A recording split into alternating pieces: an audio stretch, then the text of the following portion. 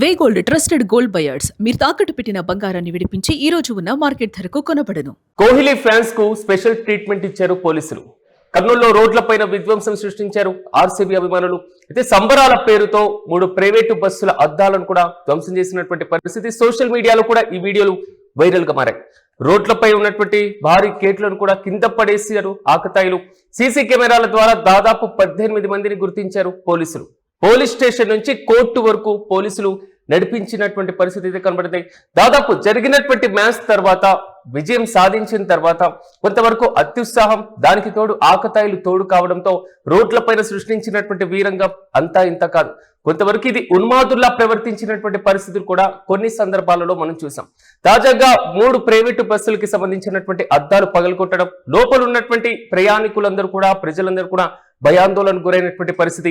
రోడ్లకు అడ్డంగా పెట్టి ఉన్నటువంటి బారికేట్లను కూడా కింద పరేసి డాన్సులు వేయడం, వీరంగం సృష్టించడం, జూ పార్క్ నుంచి తప్పించుకుని బయటకు వచ్చినటువంటి కోతుల్లా ప్రవర్తించినటువంటి తీరు మొత్తం కూడా సోషల్ మీడియాలో వైరల్ అవ్వడం, నెటిజన్లు కూడా ఫైర్ అయినటువంటి సిచ్యువేషన్స్ మనం చూసాం.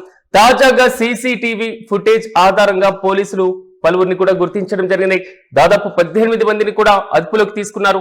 పోలీస్ స్టేషన్ నుంచి కోర్టు వరకు కూడా నడిపించారు.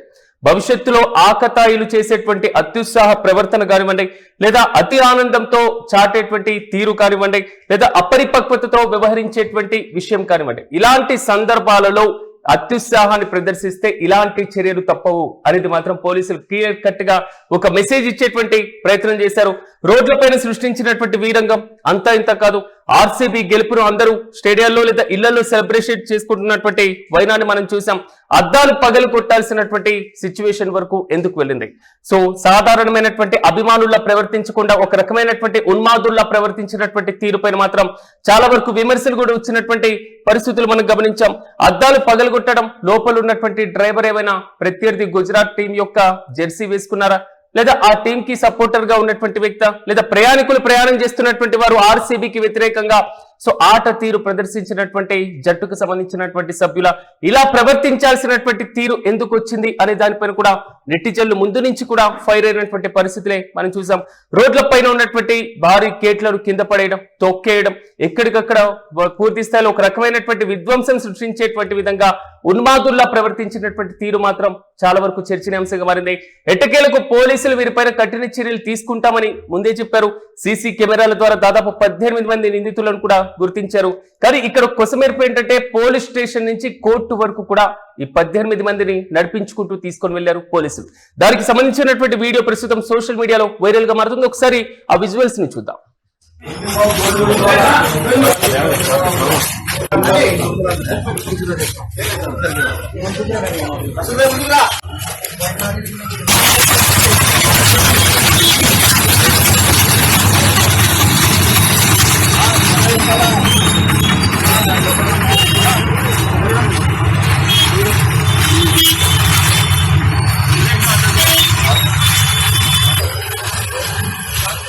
మధ్యలో రండి.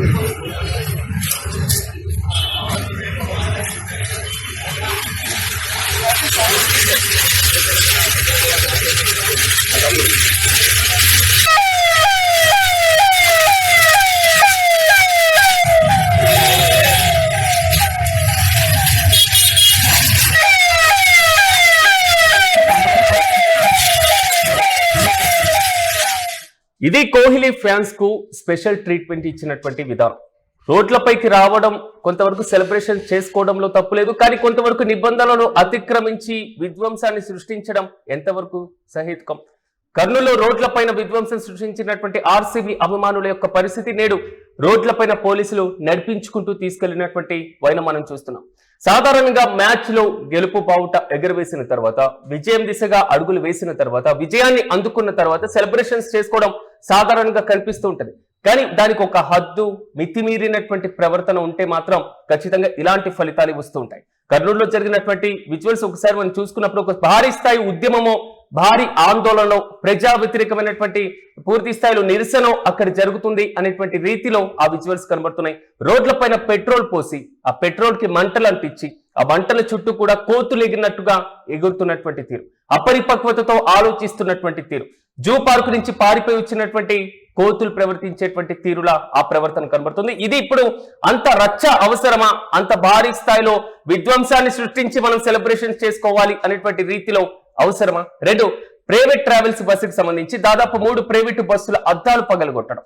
సో మితిమీరినటువంటి అత్యుత్సాహం, ఏదో ఒక భారీ యుద్ధ కార్యకలాపాలకి మేము పార్టిసిపేట్ చేస్తున్నాం, ఈ విధంగా సెలబ్రేషన్ చేసుకుంటే మాత్రమే మాకు తృప్తి వస్తుంది, సెలబ్రేషన్స్ అంటే అసలు ఇలాగే చేసేయాలి, ప్రభుత్వ ఆస్తులను, పబ్లిక్ ఆస్తులను, ప్రైవేట్ ఆస్తులను ధ్వంసం చేయాలి అనేటువంటి రీతిలో చేస్తున్నటువంటి ఈ ప్రవర్తన.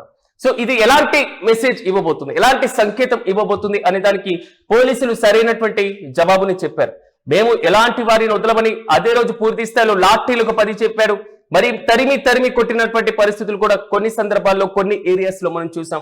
తాజాగా దాదాపు సీసీటీవీ ఫుటేజ్ ను పరిశీలించి 18 మంది నిందితులను కూడా అరెస్ట్ చేసేటువంటి ప్రక్రియ, మరి ముఖ్యంగా పోలీస్ స్టేషన్ నుంచి కోర్టు వరకు తీసుకువెళ్లి భవిష్యత్తులో ఆకతాయిలు అత్యుత్సాహాన్ని చూపిస్తే ఇలాంటి గుణపాఠమే చెప్తాం అని ఒక బలమైనటువంటి మెసేజ్ ఇచ్చారు పోలీసులు.